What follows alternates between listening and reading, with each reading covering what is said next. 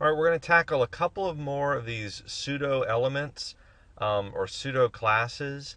And these are just ways to sort of dig in a little deeper into what we can do with elements on the page. And there are quite a few of them. They're pretty fun. There's some things like where you can have the first line item of a list be affected and not the other ones, or the first paragraph in a list of paragraphs and not other ones. But I'm just going to show you a few additional ones that you can use here. The first thing that we want to do is I've created a paragraph for you, the first paragraph from the Declaration of Independence, and the first thing we want to do is make the first letter of a paragraph a larger and more stylistic font. Okay, so we're going to use here, and I actually only have one paragraph. Well, you know what? Let me just make another paragraph here, just so that we can see it happen on both paragraphs. So that's an image that I'm going to use here in a second, but I'll save it. So what we're going to do is we're going to say paragraph, and there's a pseudo element called first line or first letter. So we're going to say first letter, and we're going to make that a font size of, make it big, 40 pixels, and font family of impact.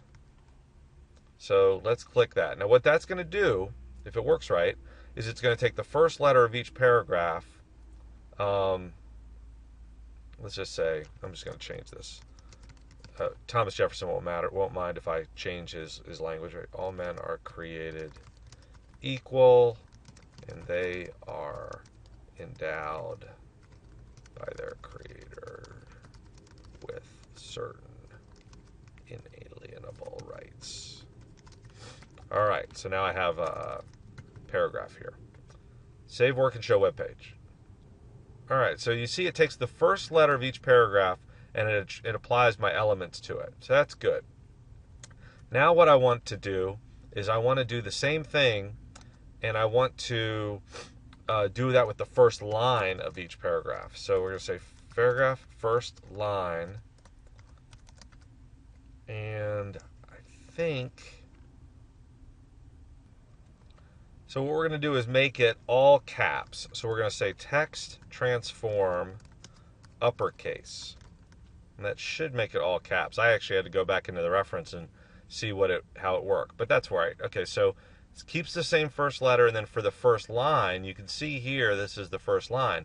Now I can't show it to you here, but if I was resizing my browser, then obviously the first line is going to change, because if I make it very small, if I make my browser this small, right, then this is going to be the first line. So that's kind of neat that you can create that level of flexibility with the page. All right, the last thing that I want to show you is what's called the before and after element, or pseudo class. And what you can do here is you can tell the website to add an image before or after a specific element. Now obviously I can go in here and add an image. So this is something that might be a shortcut, but it's good to know that it exists. So I'm going to say p after, and you do content URL, and that's why I had that thing saved. So it's going to take the image from this URL and it's going to put it after the paragraph. All right. All right, so I got it a little wrong. It's content URL. Hold on. Content : URL. And then you put your content : URL parentheses. Content. All right, so what I'm going to do here, okay, so I've created my p : after, and then I do content : URL parentheses, and then I put in my image, and this is going to take it from image from another website, and then end parentheses, end colon.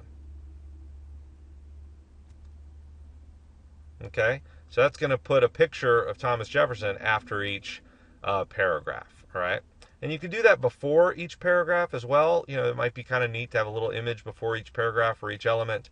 But there is a little bit of a challenge that I haven't been able to figure out yet, which is how to resize it. So if you have a big image like this and we wanted to add it into our page, we would just change the size with our attributes. But in this case, you'd have to get the right sized image before you take them into your page. All right, so those are the 3 things that I want you to do on this assignment. Go forward.